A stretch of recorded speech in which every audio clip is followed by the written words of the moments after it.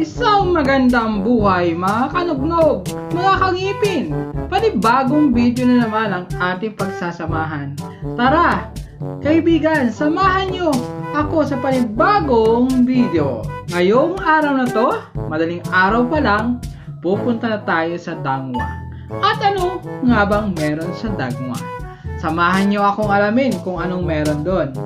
I'm sure, meron na kayong nasa sa isip kung anong meron sa Dangwa. Pero, alamin natin ang kagandahan ng lugar ng Dangwa. Ano ang sekreto na bumabalot sa lugar ng Dangwa? Ayan guys, narito na kami at nagbabiyahe ngayon papuntang Dangwa. At ngayon, naririto tayo ngayon sa Dangwa, kung saan ang Dangwa ay tinatawag ng Bulaklak ng Maynila. Dito makikita ang iba't ibang bulaklak na ginagamit natin madalas sa ating mga okasyon, lalo na sa mahal na araw, araw ng mga patay, at maging sa araw ng mga puso. So dito sa Dangwa, makikita natin ang napakaganda, natural na bulaklak na napakasarap pagmasdan, nakakawala ng problema. Dito sa lugar na to, masasabi natin na napakadaming bulaklak. May mga dry na bulaklak, yung pinatuyong bulaklak na nilagyan ng iba't ibang kulay na siya nagbibigay buhay sa mga tuyong bulaklak. Napakagandang pagmasdan ng mga bulaklak na ito. Napakasarap pagmasdan ang kanilang itsura. Nakakawala ng problema, at kung sa pagdilatong pa lang ng mata, ito na makikita mo talagang good vibes ang dating. So yan ang ilan sa mga paninda rito. Narito tayo ngayon sa Dangwa para bumili tayo ng bulaklak para sa simbang gabi. Ayan, napakaganda. So dito, napakamura lang ng bulaklak. So kung makikita ninyo, pati mga dahon-dahon, mga akala ko nung una, ay ang mga dahong ito ay walang silbi sa garden. Basta siya ay dumadahon. Subalit dito sa Dangwa, nakita ko na talagang magbenta, ginagawang design.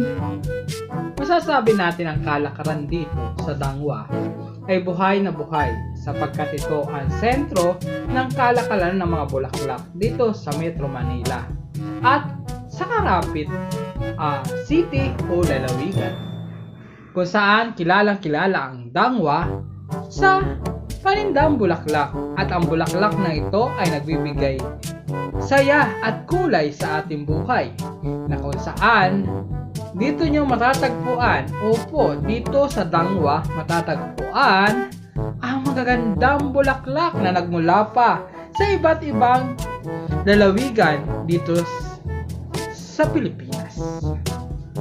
Nakakatuwang isipin na ang bawat lugar dito sa Pilipinas ay kilalang kilala sa pagsusupply ng bulaklak dito sa Dangwa. Sa madalit salita, ang kinakabuhay ng mga tao dito sa Dangwa ay ang bulaklak, ang pagtitinda ng bulaklak. Dito, madaling araw pa lamang, naririto na sila para magtinda ng bulaklak. Iba't ibang kulay ng bulaklak na sumasalamin sa ating buhay.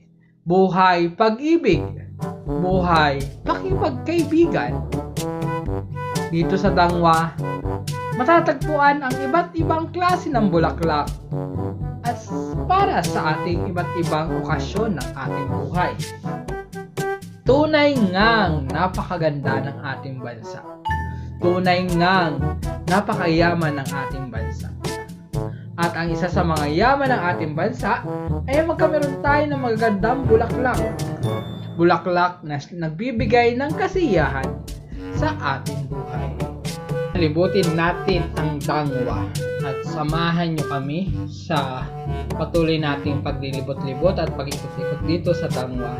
Nakakatuwa lang guys kasi alam mo ba na parang ang sarap isipin na pagising mo sa umaga kung ito'y makikita mo, sadyang nakakaganda ng umaga. So ayun na nga guys, katulad ng sinabi ko kanina, yan, napaka gandang pagbasdan ng mga bulaklak na to. So karamihan ng mga negosyante na may kinalaman sa bulaklak ay dito pumupunta sa Dangwa. Napakamura nga talaga dito ng panindang bulaklak. And malamang sa malamang yung ibang manliligaw ay dito pupunta para makatipid sa kanilang panliligaw. So sana all nililigawan at binibigyan ng bulaklak, no? Okay, sabi na nga. Bye. May kapupuntahan ito mga paghugot-hugot na ito eh. Ayan, nakikita na natin, napakaganda. Alam mo dito sa Dangwa, yung mga nakikita kong bulaklak ng mga damo-damo sa probinsya, dito pala makikita mo talagang napapakinabangan at nilalagyan nila ng kulay. Napakagandang tingnan, no? Katulad ito natin nakikita ito. Sa probinsya namin, yan ay damo-damo lang, bulaklak na lang yan ng kugon. Pero dito, in fairness pikinulayan lang, napakamahal na. Ayan, mga pinatuyong bulaklak na binigyan ng iba't ibang kulay, na mga paborito nating kulay. Sabi nga, ang bulaklak ay sumasalamin sa ating buhay. Iba-iba ang kulay, iba-iba ang pag-uugali, iba-iba ang pagkatao. So, ang bulaklak ay naglalarawan sa ating pagkatao. So, depende na lang kung anong kulay at anong klaseng bulaklak ka. Diba? Yun na nga mga kangipin, mga kanugnog. So, diba? Ang dami kong hanas sa buhay. Pero, alam mo, nakakatuwa lang kasi ang ganda-ganda ng bulaklak. Oo, bulaklak. Sabi nga, ang ganda-ganda ng bulaklak. Yan, diba? Yan. So, masasabi ko mga kanugnog, mga kangipin na masaya ako sa pagpunta rito sa Dangwa. Kasi, nakita ko rito yung kahalagahan ng bulaklak at kalagahan ng mga tanim natin. Alam ba na nung nakita ko yung mga dahon-dahon, dahon-dahon lang ito sa garden. Pero pagdating ko dito, nakita ko mahal pala yung mga dahon-dahon na yan. Nakakaloka. Akala ko dahon lang, walang gamit, pero in fairness nakita ko talaga na as in na tinitinda yung mga dahon-dahon na yan. Yan, yung mga dahon-dahon na yan. Sobrang mahal. So, ayan. Ay, nako, ang ganda-ganda ng bulaklak. Ang bango-bango ng bulaklak. Bulaklak. Yan. Isa ka ba ang bulaklak sa paningin ng iyong minamahal? O bulaklak. Ayan. So, ayan, mga kanugnog, mga ngipin. So, talagang nag-i-enjoy ako dito sa pamamasyal, dito sa Dangwa. Sa lugar kung saan maraming bulaklak. Bulaklak. Kay bango ng bulaklak. Ayan. Ayun, guys. Ay, napansin ko lamang talaga, guys, na dito sa Maynila, talagang kakaiba na ngayon ng Maynila. Napakalinis na ng Maynila. So, itong Dangwa ay nasasakop ng Kamaynilaan, lungsod ng Maynila, na kung saan ay ang mayor dito ay ang ating Isko Moreno, na sobrang sipag naman, in fairness naman, na linis talaga niya ang buong Kamaynilaan. So, ayan guys. So, nakakatuwa lang itong mga halamang maliit na to. Naku, napakamamahal. So, ayan. So, iba-iba ang klase ng bulaklak, iba-iba ang kulay. So, napakamura. So, sabi nga kung ikaw ay manliligaw, dito ka pumunta.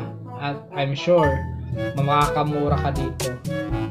So, ayan. Part ng ating pagiging Pilipino ay mahilig tayo mambigay ng bulaklak sa ating mga iniirog at sinisinta. Sinisinta! May pagsinta! Yun na nga. Napakaswerte naman yung mga sinisinta. Okay guys, ako'y natutuwa at sinamahan ninyo ako sa panibagong video ng ating buhay. Panibago ng ating kwento ng ating araw na to. So ayun, hanggang sa muli! Salamat sa panonood! Paalam! Bye-bye mga kangipin, mga kanugnog! God bless!